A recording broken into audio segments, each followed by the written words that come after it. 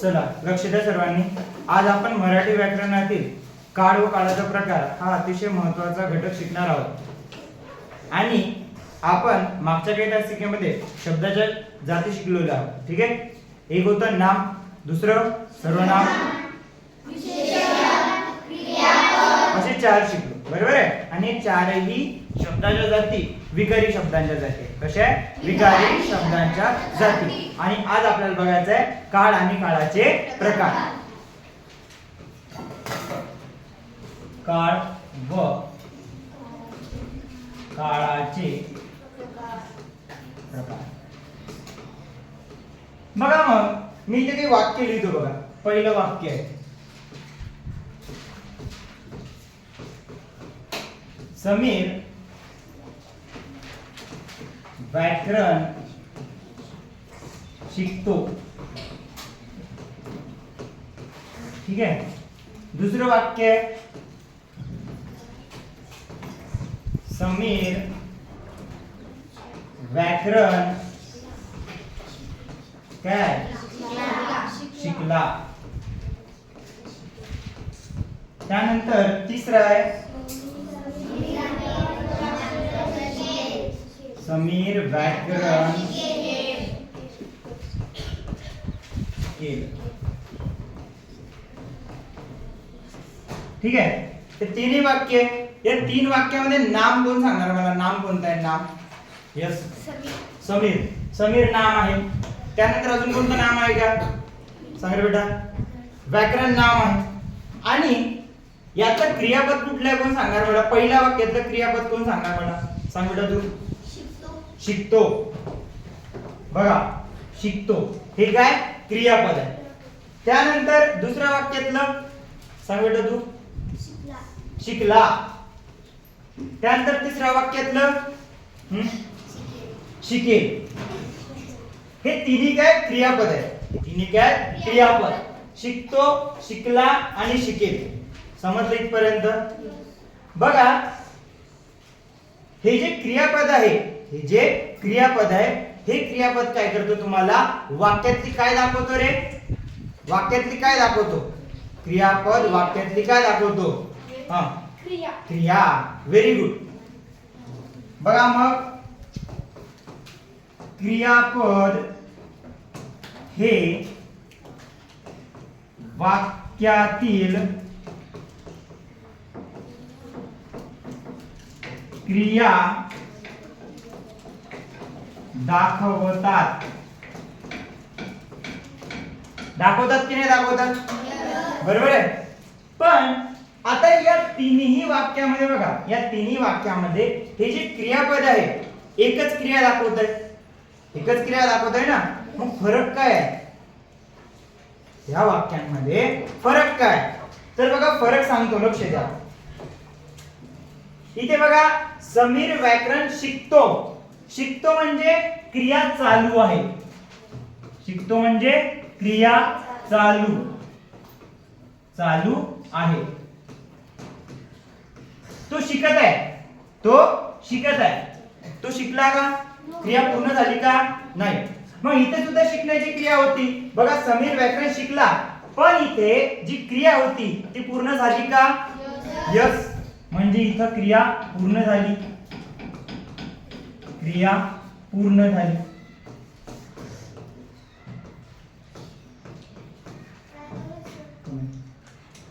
त्यानंतर समीर व्याकरण शिकेल. इथे क्रिया पूर्ण झाली आहे का? इथे क्रिया होत आहे का? मग काय होणार आहे? इथे क्रिया होणार आहे. क्रिया होणार आहे. बघा मग इथे लक्षात येतं की बाबा हे क्रियापद आपल्याला काय करतोय? काळ सुद्धा दाखवतोय. की ती क्रिया घडलेली आहे, नाही घडलेली आहे की घडणार आहे.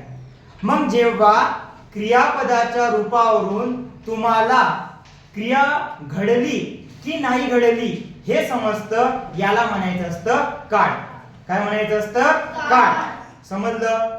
मग बघा त्यासाठी आपल्याला आपल्या पुस्तकामध्ये एक व्याख्या दिलेली आहे. काय दिलेली आहे? व्याख्या.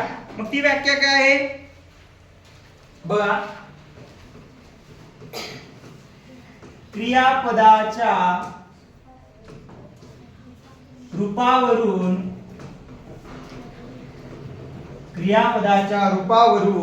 त्याने दाखवलेली क्रिया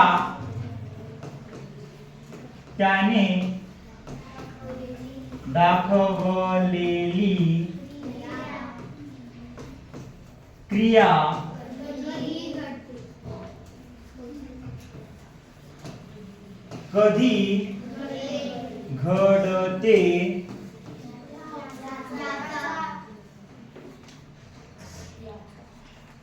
याचा जो बोध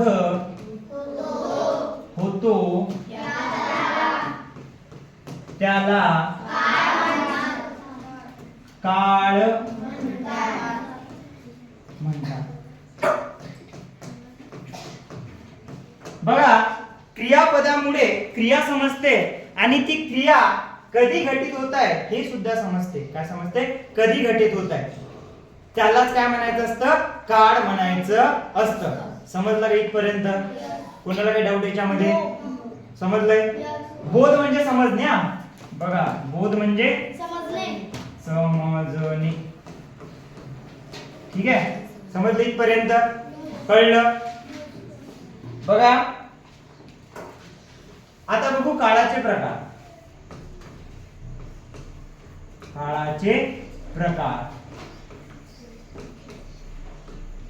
बघा, काळाचे एकूण 3 प्रकार असतात. काळाचे एकूण किती प्रकार असतात? 3. पहिला आहे वर्तमान काळ.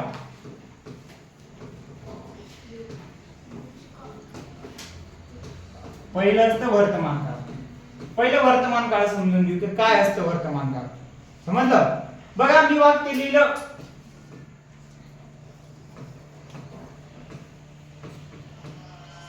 समीर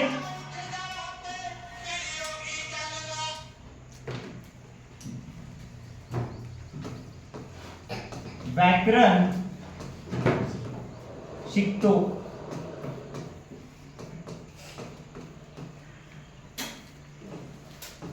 राजू सकाळी उठतो.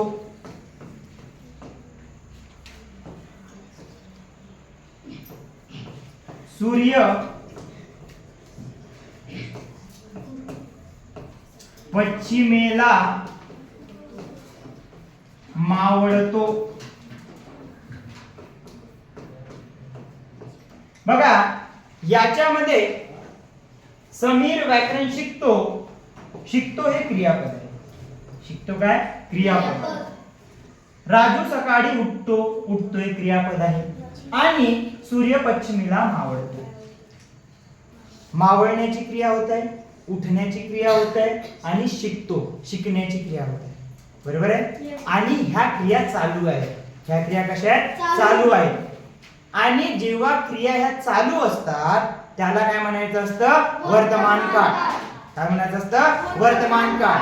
आणि म्हणून इथे लिहून घ्यायचं बघा,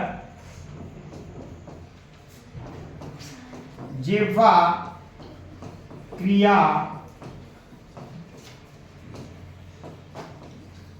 चालू असते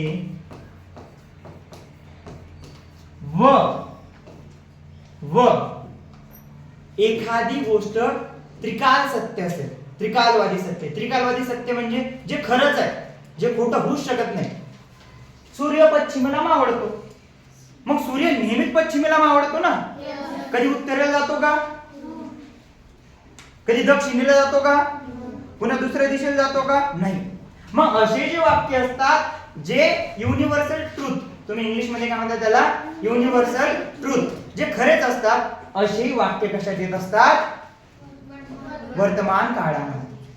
कळलं का? ज्या तुमच्या सततच्या सवयी आहे, ज्या त्रिकालवादी सत्य आहे. ठीक आहे? कसे? जेव्हा क्रिया चालू असते व वाक्यात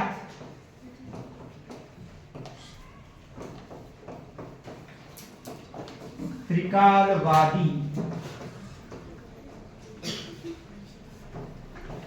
सत्य दिले असेल तर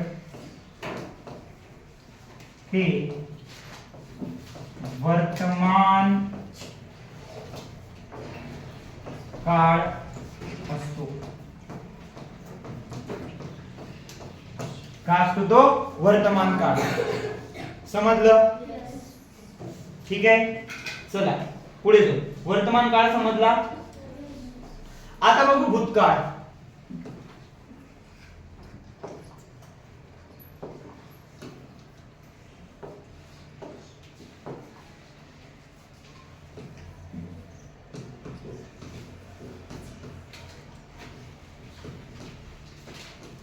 बघा भूतकाळ.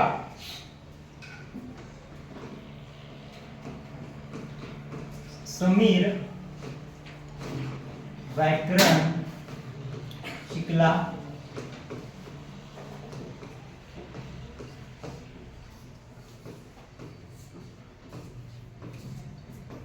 राजू शाळेत गेला.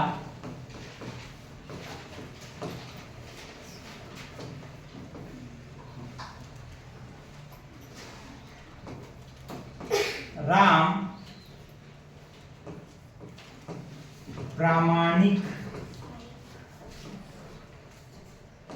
होता. बघा, राम प्रामाणिक होता. आता बघा इथे सुद्धा क्रियापद आहे. शिकला, गेला, होता. इथे शिकण्याची क्रिया समजत आहे, इथे जाण्याची क्रिया समजत आहे, इथं असण्याची किंवा होण्याची क्रिया समजत आहे. बरोबर आहे. परंतु शिकला, शिकण्याची क्रिया पूर्ण झाली की अपूर्ण आहे? शिकण्याची क्रिया पूर्ण झाली की अपूर्ण आहे? पूर्ण झाली. इथे क्रिया पूर्ण झाली. गेला, राजू शाळेत गेला, क्रिया पूर्ण झाली की अपूर्ण आहे? पूर्ण झाली.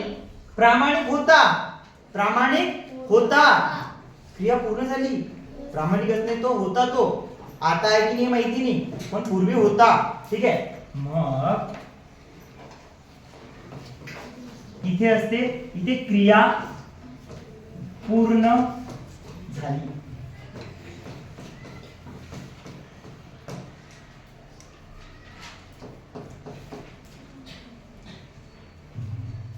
जेव्हा वाक्यात क्रिया पूर्ण झालेली असते तेव्हा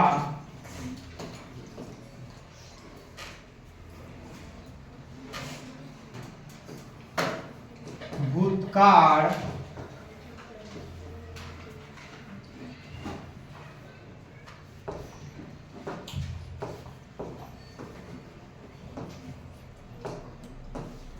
होतो. तेव्हा काय होतो? भूतकाळ. समजला का? भूतकाळ कधी? जेव्हा वाक्यातील क्रिया पूर्ण झालेली असेल. जेव्हा वाक्यातील काय झालेली असेल? क्रिया पूर्ण, तेव्हा त्या वाक्याचा काळ कोणता असतो? भूतकाळ. समजलं भूतकाळ? चला तिसरा आणि शेवटचा बघू.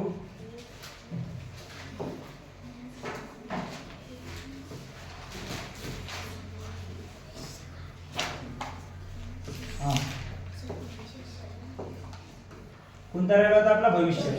तिसरा.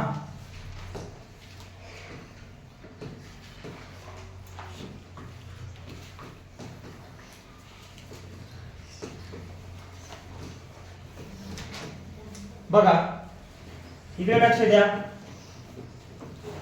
समीर व्याकरण शिकेल.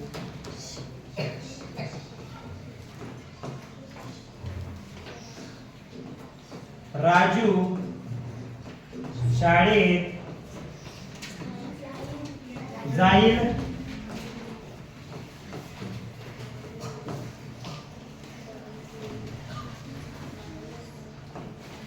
मी पहिला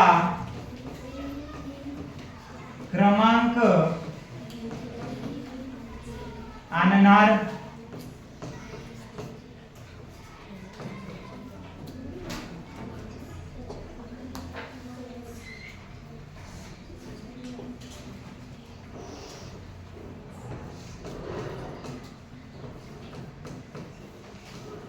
बघा इथं लक्ष द्या,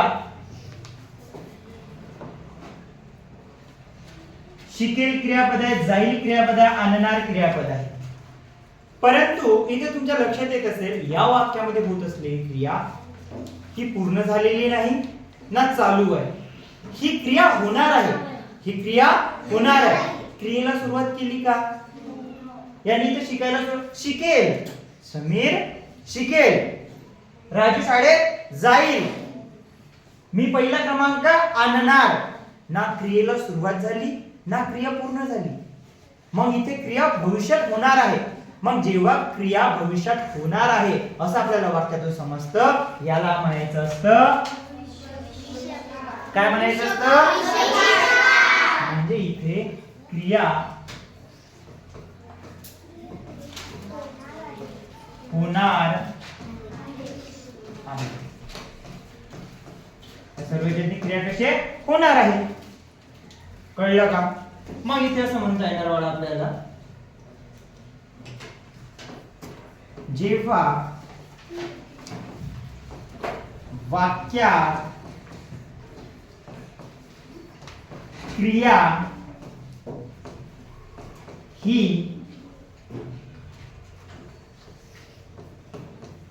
होणार आहे त्या वाक्याचा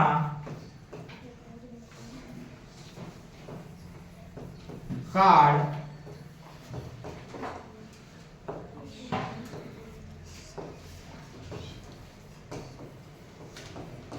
भविष्यकाळ असतो. समजलं? समजलं? बघा तो कन्क्लूड करू की बाबा आपण काय शिकलो. आपण शिकलो काळ आणि काळाचे 3 प्रकार. काय शिकलो? काळाचे 3 प्रकार. पहिला होता वर्तमान काळ, दुसरा होता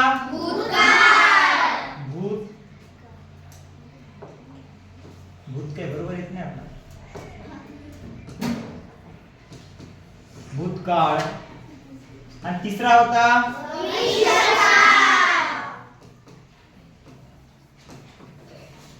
बर. मग मला सांगा वर्तमान काळामध्ये क्रिया कशी असते रे? वर्तमान काळामध्ये क्रिया कशी असते सांग? Very good. वर्तमान काळामध्ये क्रिया चालू असते.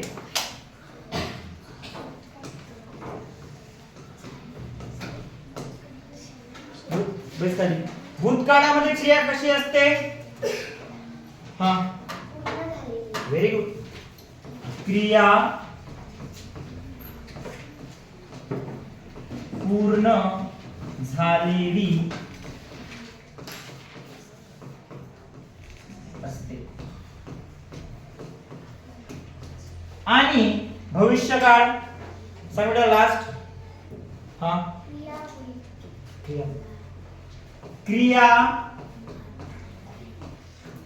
होणार असते.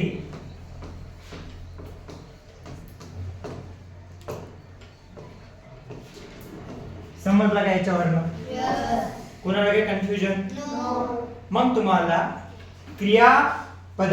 क्रियापद जे आहे ते जर समजलं, त्यातली क्रिया समजली तर तुम्हाला काळ आणि काळाचे प्रकार समजणार की नाही समजणार? समजणार. चला काही फक्त प्रश्न घेऊ, एकच प्रश्न घेऊ स्वाध्यायामधला आणि आपण सेशन इथं संपवू. बघू कोणाला येतं ते. बघा मी काही वाक्य लिहितो इथे, त्या वाक्याचे क्रिया काळ कोणता तुम्ही ओळखायचा.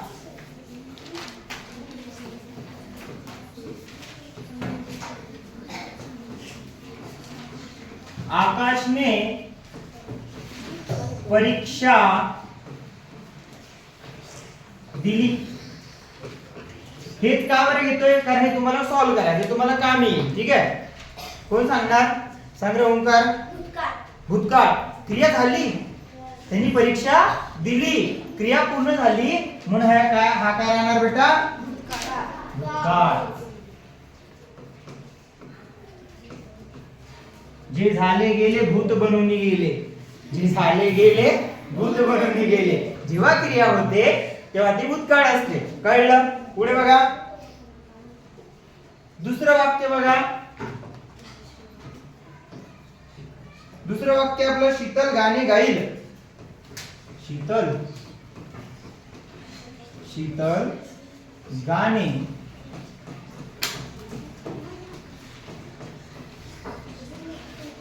आहे का आपल्याकडे कोणी शीतल गाणं म्हणणारी? सांगा. गाईल. सांग बाळा. भविष्यकाळ. कारण क्रिया पूर्ण चालू भी नाहीये, पूर्ण पण नाही झाली, क्रिया होणार आहे, भविष्यामध्ये क्रिया होणार आहे, म्हणून हे भविष्यकाळ.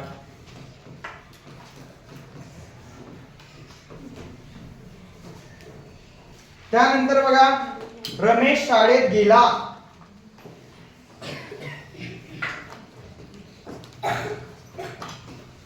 रमेश शाळेत गेला. सांगा याचं. सांग श्रेया. बघा, रमेश शाळेत गेला. मला सांग बेटा, क्रिया चालू आहे की पूर्ण झाली? गेला, क्रिया पूर्ण झाली ना. मग जर क्रिया पूर्ण झाली तर मी काय म्हटलं, तो कोणता काळ बेटा? भूतकाळ. कोणता काळ बेटा? भूतकाळ.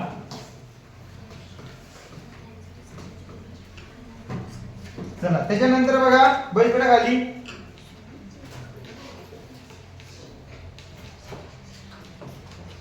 नंबर 4.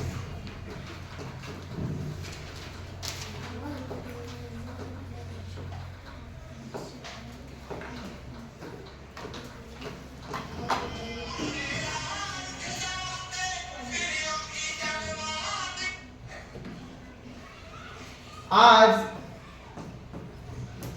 पाऊस पडेल. पडेल हा, क्रियापद बघा काय? पडेल. क्रिया बघा, पूर्ण झाली, अपूर्ण आहे, कशी आहे? सांगा बरं.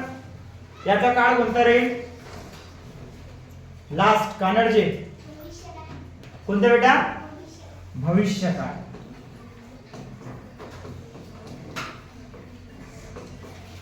म्हणजे आपण आज काळ आणि काळाचे प्रकार शिकलो ना. ठीक आहे, फक्त शेवटी एक गोष्ट सांगतो की एक गोष्ट लक्षात ठेवा की बाबा, जर तुम्हाला काळ ओळखायचे असतील तर वाक्यामध्ये क्रियापद ओळखता आलं पाहिजे. क्रियापद ओळखल्यानंतर जर वाक्यामध्ये क्रिया चालू असेल तर वर्तमान काळ. वाक्यामध्ये जर क्रिया पूर्ण झाली असेल तर मग तो कोणता काळ असतो? भूतकाळ. आणि वाक्यामध्ये जर क्रिया होणार असेल तर मग ते कुठला काळ असतो? भविष्यकाळ. समजलं? चला ठीक आहे, लिहून घ्या.